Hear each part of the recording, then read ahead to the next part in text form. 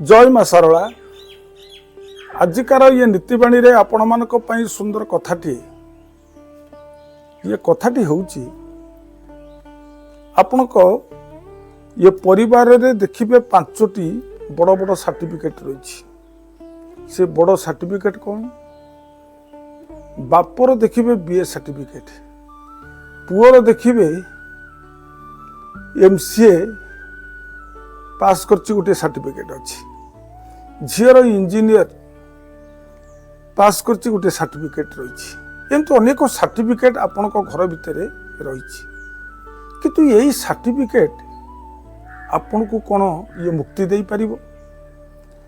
आपण 1000 बीए ये पाठ पढ़ी था इंजीनियरिंग ये पाठ पढ़ी था किंतु आपण को जदि गोटे गीतार मंत्र आपण को आप जना नहीं भागवतर पदे कथा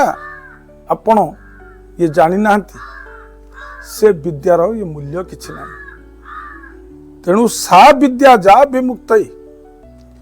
जो विद्या ये संसार मुक्ति करे जदि सेई विद्या भागवत गीता मध्य टिके ये पढ़ी पारिबे ये संसार दिने आपण मुक्ति पाई जिवे